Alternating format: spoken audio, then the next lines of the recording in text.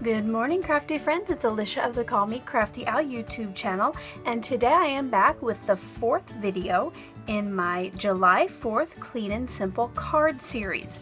This will be the third card that I have shared in this series, and I will link all of those videos in the description below.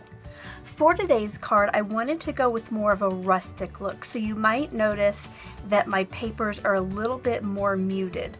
The past couple days, I have used brighter blues and yellows and red. And today I'm going to be going with a craft cardstock base and this Jillibean Soup red salt chevron paper.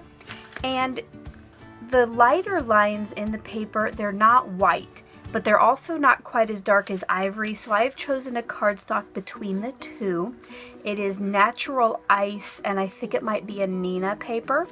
And then I chose a more of a navy blue and almost like a goldenrod here for my yellow. So just a little bit more muted and calm today. So far, the dies I think I'm going to need today are this set, which I will be using the 2 stars here, and then my USA die from Paper Tray Ink. Are you ready to get started? Let's go.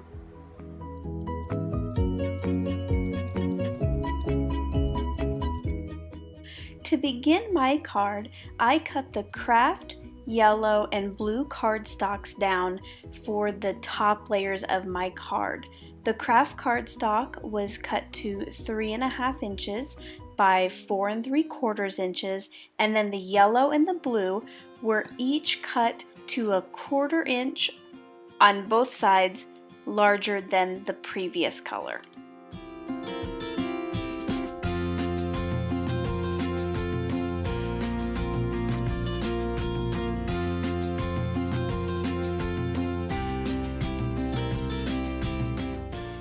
To add some texture to the very top layer, I embossed the craft cardstock piece with this Cuttlebug Stars embossing folder. Once that was done, I die cut the USA in the middle of that piece.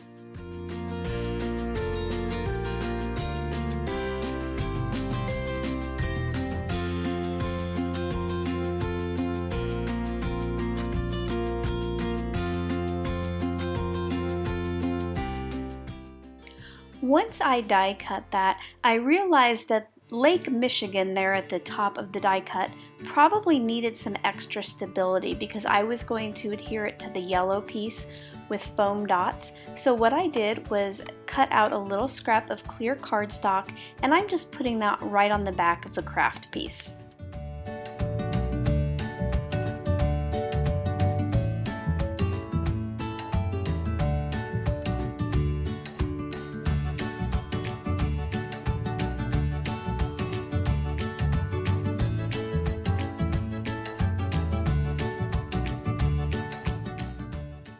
After placing the foam dots on the back of my die cut piece, I realized once it was in front of the red pattern paper that it almost looked like a shadow box frame. So I decided I would give that a go and put the sentiment behind the quote-unquote glass.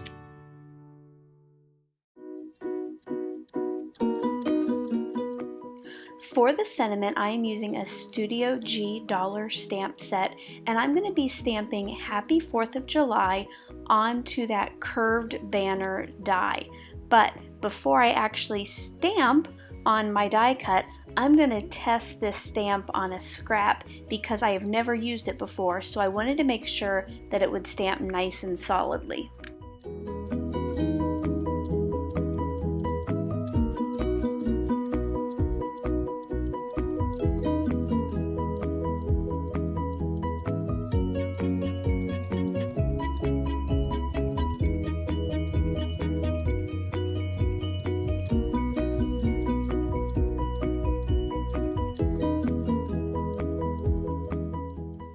Once I had the sentiment stamped on the die cut, I folded in each end of the banner and then used mini glue dots to adhere that to the center of the pattern paper piece.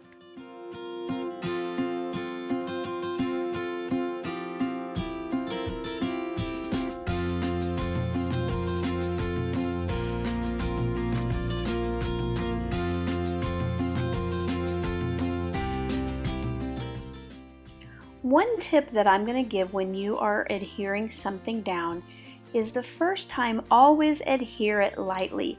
You can see both on the banner die cut and on that pattern piece of paper, I had to pull those back up and adjust them. And if you do that really strongly at first, that's going to make adjusting harder.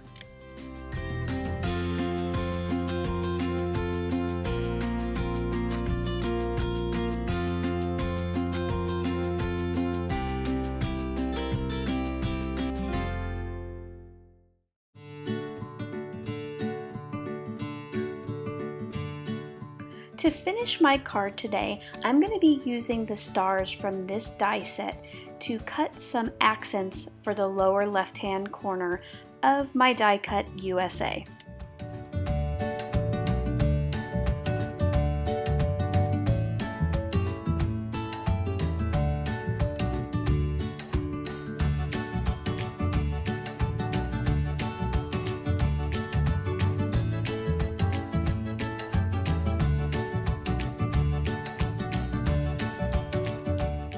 My original plan was just to cut stars from the yellow and blue, but when I was playing around with those on the front of the card, I realized that I needed some red. So what I did was grab a scrap of the pattern paper and I used the polka dot pattern on the back side to die cut one of the smallest stars in that set.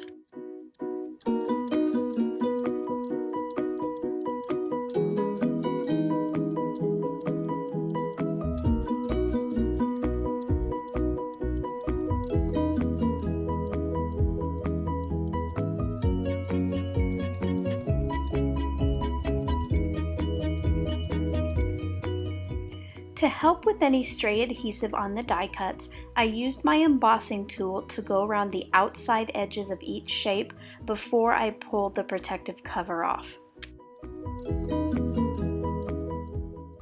I interrupt this regularly scheduled crafting video to bring you a hidden giveaway. If you have been watching my Clean and Simple 4th of July card series, you know that I love my Xyron sticker makers, and I would like to be able to share one with a viewer. So, in the bottom of the description box below, at the very bottom, there is a link to a private video. You can click on that and get all the details how you could win a sticker maker for yourself. And now it is time to see how I finished this card.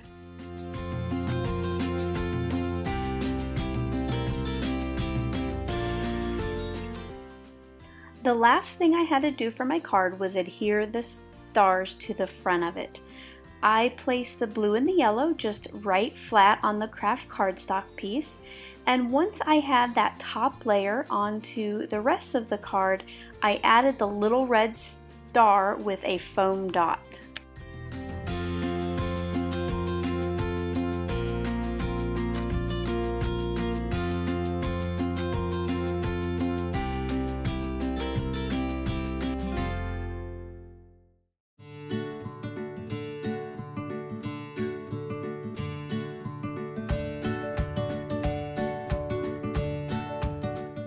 I hope you enjoyed that little look at how I created the third card in my Clean and Simple 4th of July card series. This one kind of reminded me of a shadow box because of how the front was raised up off the background and I could put items behind the glass. If you did enjoy that little look at how I made it, I hope you'll give me a thumbs up below. If you're new to my channel and you would like to know when I upload more videos, including videos in this series, you can hit the subscribe button below, or here in just a little bit, my face will pop up in the middle of the screen and you can click on that. I hope you're all having a crafty day. Thanks. Bye-bye.